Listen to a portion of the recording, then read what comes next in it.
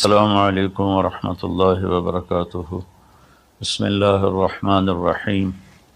والصلاة والسلام علی رسولہ الکریم وعلی آلہ وصحبہ اجمعین۔ میرے بھائیوں، دوستوں، بہنوں، بچوں، بیٹیوں،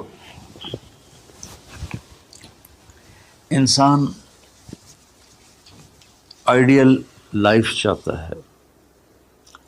آئیڈیل سہولتیں چاہتا ہے۔ اللہ نے اس کائنات کو ڈیزائن ہی نہیں کیا کہ تم اسے آئیڈیل ہوم بنا سکو،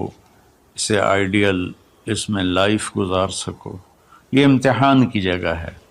لہٰذا یہاں اتار چڑھاؤ، یہاں امتحان، یہاں تنگی، یہاں فراخی، کبھی عزت، کبھی ذلت، یہ سب کچھ اکٹھا چلتا ہے۔ جو وجہ کائنات ہیں جناب رسول اللہ صلی اللہ علیہ وسلم، صرف آپ ان کی زندگی اللہ کے واسطے پڑھو۔ اس رمضان میں فارغ بیٹھے ہیں، اور میں سب سے ریکویسٹ کرتا ہوں کہ آپ اللہ کے نبی کی زندگی پڑھو کہ آپ نے کیسے زندگی گزاری، کہ سب سے زیادہ مشقت والی زندگی میرے نبی نے گزاری، سب سے زیادہ تکلیف دہ زندگی میرے نبی نے گزاری۔ لیکن ایک جہان اللہ نے آگے پیدا کیا ہے جو موت کے بعد آتا ہے، جس کا نام ہے جنت، جس میں آئیڈیل لائف ہوگی، آئیڈیل ہوم ہوگا۔ سب سے بڑی انسان کی خواہش تو یہ ہوتی ہے کہ مجھے موت نہ آئے، لیکن ہم دیکھتے ہیں کہ جہاں میں ہے عبرت کے ہر سو نمونے، مگر تجھ کو اندھا کیا رنگ و بو نے، کبھی غور سے یہ بھی دیکھا ہے تو نے، جو معمور تھے وہ محل اب ہیں سونے، جگہ جی لگانے کی دنیا نہیں ہے، یہ عبرت کی جا ہے تماشا نہیں ہے۔ تو یہ کائنات آئیڈیل ہوم نہیں ہے۔ اللہ نے موت کے بعد ایک زندگی رکھی ہے جو بہت عالی شان ہے، اور اس کو جوڑا ہے ایمان اور عمل، اچھے عمل کے ساتھ۔ تو اس آیت میں چونکہ جب آدمی ایمان کا کلمہ پڑھتا ہے تو وہ پابند ہو جاتا ہے، لا الہ الا اللہ محمد رسول اللہ کا پابند ہو جاتا ہے، نہ یہ باؤنڈری کراس کر سکتا ہے، نہ یہ کر سکتا ہے۔ اس کے اندر جتنا وہ کر سکتا ہے اس کو کرنے کا حکم ہے، اس سے باہر نکلنے کی اجازت نہیں ہے۔ تو انسان ایک پابندی میں آ جاتا ہے، اور جو پانی نالیوں کا بے ہنگم بہتا ہے وہ گندگی پھیلاتا ہے، جو پانی پائپ میں گھٹ کے آتا ہے وہ ہمارے گھر کے برتن دھونے کا سبب، پانی پینے کا سبب، کپڑے دھونے کا سبب بن کے آتا ہے، کہ وہ پابندیوں میں بند ہو کے آتا ہے۔ تو اس دنیا میں کوئی اپنی مرضی کر نہیں سکتا، کہیں نہ کہیں اٹک جاتا ہے۔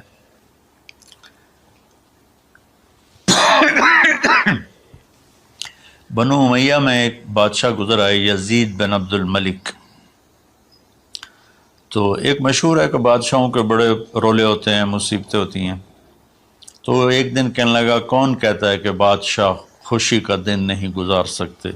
میں آج کا دن بھرپور خوشی سے گزاروں گا، محل کے دروازے بند کر دیے جائیں اور کوئی خبر مجھے نہ سنائی جائے اور اندر کوئی بھی نہ آئے۔ آج شام تک میں اپنی مرضی سے خوشی منانا چاہتا ہوں۔ اور اس کی ایک باندی تھی، بیوی نہیں باندی، لونڈی، اس کا نام تھا حبابہ۔ اس سے وہ عشق کرتا تھا کہ میں آج سارا دن حبابہ کے ساتھ گزاروں گا۔ تو دوران مجلس اس کو اپنے ہاتھوں سے اس کو انگور کھلانے لگا، تو باتیں بھی کرتا، اس کو دیکھ کے خوش بھی ہوتا اور انگور اس کے منہ میں ڈالتا۔ اچانک اس نے اللہ کو للکار دیا نا، اللہ کو چیلنج کر دیا، تو ایک انگور کا دانہ حلق میں جانے کی بجائے سانس کی نالی میں چلا گیا۔ اللہ اکبر! ایسے تو ملی ہوئی ہیں، اللہ جب ہم کھاتے ہیں تو دونوں نالیاں ساتھ ساتھ ہیں، اس پر اللہ ایسے پردہ ڈال دیتا ہے جو سانس کی نالی ہے، اور یہ دوسری نالی کھلی رکھتا ہے تو اس میں کہ غذا چلی جاتی ہے۔ اللہ پردہ ہٹا دے تو ہم اپنے نوالے سے مر جائیں، تو اس کے حلق میں وہ دانہ اٹک گیا اور چند سیکنڈ میں اس کا خاتمہ ہو گیا، اور وہ رو رو رو جو اس کی خوشی کا دن منانا چاہتا تھا اس کی زندگی کا بدترین دن بنا۔ 3 دن تک اس کی لاش کو سامنے رکھے تو روتا تھا، اور نہ کھا رہا ہے، نہ پی رہا ہے، نہ سو رہا ہے، اور اس کی لاش گلنے لگی، بدبو آنے لگی۔ تو اس کے جو بھائی تھا ہشام بن عبد الملک، اس نے جو اس کے بعد خلیفہ بنا، زبردستی اس سے لاش کو چھینا اور جا کے دفن کیا۔ تو اللہ تعالیٰ کہتا ہے یہاں تم میری مان لو، ان عبدی انت ترید وانا ارید ولا یکون الا ما ارید فإن سلمت لی فیما ارید کفیتک فیما ترید۔ میرے بندے تو دنیا میں میری مان لے، میں ہمیشہ کے لیے تیری ہر خواہش پوری کر دوں گا۔ تو اس آیت میں اللہ نے ایک بڑی خوبصورت ہمیں بات سمجھائی ہے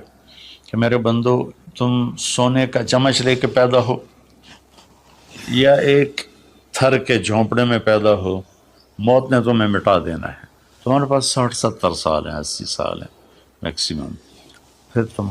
موت اٹھائے گی اور گڑھے میں ڈال دے گی۔ تو میں تمہیں بشارت دیتا ہوں، اللہ اپنے نبی سے کہتا ہے بشر کا مطلب ایک دفعہ کہنا نہیں ہوتا، جیسے کہ اذن فی الناس بالحج یاتوک رجالا، کہ اے ابراہیم اعلان کر اور بار بار کر۔ جیسے اذان کو اذان کیوں کہتے ہیں کہ وہ بار بار اعلان ہوتا ہے، تو بشر اللہ تعالیٰ فرما رہے ہیں میرے محبوب، میرے بندوں کو آپ بار بار خوشخبریاں سنائیں، چونکہ ایمان والی زندگی پر جب آدمی چلتا ہے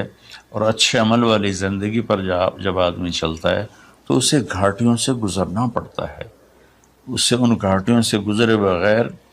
مٹا دے اپنی ہستی کو اگر کچھ مرتبہ چاہے کہ دانہ خاک میں مل کر گل و گلزار ہوتا ہے۔ یہ دنیا کی ریت ہے، شارٹ کٹ کوئی نہیں ہے۔ یہاں گھاٹیوں سے گزر کر شہرت تو بہت سے لوگوں کو حاصل ہو جاتی ہے، پیسہ بہت سے لوگوں کے پاس آ جاتا ہے، طاقت حکومت بہت سے لوگوں کے پاس آ جاتی ہے، لیکن ان میں کامیاب وہ ہوں گے جنہوں نے شارٹ کٹ نہیں مارا ہوگا، جنہوں نے اللہ اس کے رسول کا راستہ اپنایا ہوگا۔ تو اللہ تعالیٰ ان سے فرما رہا ہے کہ میرے بندوں سے جو ایمان اور عمل والے ہیں، میرے نبی اب انہیں بار بار فرمائیں کہ تم جمے رہو، کس لیے کہ تمہارے لیے اللہ نے ایک گھر تیار کر کے رکھا ہے جس کا نام ہے جنت۔ جنت باغ کو کہتے ہیں، اور جنت درختوں میں گھری ہوئی جگہ کو کہتے ہیں، ڈھانپے ہوئی وہ جگہ ایسی ہے کہ درختوں نے اس کو ڈھانپا ہوا ہے۔ جنت جنہ ڈھال کو کہتے ہیں جو آدمی کو ڈھانپ لیتی ہے۔ تو اللہ تعالیٰ فرما رہا ہے میں نے وہ جنت بنائی ہے تمہارے لیے، اور آگے ایک چھوٹی سی نعمت کا ذکر کیا ہے۔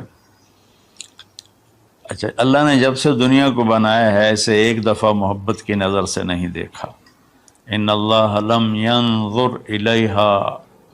منذ ان خلقها، ان اللہ تعالی لم ينظر الیہا منذ خلقها، اللہ نے جب سے دنیا کو بنایا ہے اسے اللہ نے کبھی نظر محبت سے نہیں دیکھا۔ نظام چل رہا ہے، اور جنت کو اللہ نے بنایا ہے، اور بنایا اپنی قدرت سے اور اپنے ہاتھوں سے۔ ان اللہ تعالی خلق الفردوس الاعلی بیدہ، میرے نبی کا فرمان ہے اللہ نے جنت الفردوس کو اپنے ہاتھوں سے بنایا ہے۔ جو چیز اللہ کے ہاتھوں سے بنی ہوگی وہ کیا ہوگی؟ تو اللہ تعالیٰ فرماتے ہیں تم آ جاؤ میرے پاس، تمہیں عجیب سرپرائز دوں گا۔ کیا کل ما رزقوا منها من ثمرۃ رزقا قالوا هل رزقنا من قبل، دونوں میاں بیوی خدام دربار لگا ہوا ہے کہ نوک ہوتا ہے اس کے دروازے پر، تو ایک فرشتہ ایک تھال لے کے کھڑا ہوتا ہے جو کورڈ ہوتا ہے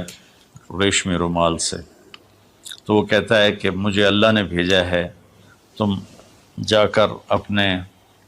سردار کو، اپنے مالک کو جا کر کہو کہ ایک فرشتہ اللہ نے بھیجا ہے اور وہ اندر آنے کی اجازت چاہتا ہے، اللہ کا بھیجا ہوا بھی پوچھ کے اندر آئے گا، اتنی عزت اللہ بڑھا دے گا۔ تو وہ کہے گا آ جائے۔ جب وہ اندر آئے گا تو دونوں میاں بیوی کے سامنے ایک تھال، وہی تھال آگے رکھے گا، کہے گا حضور مجھے اللہ نے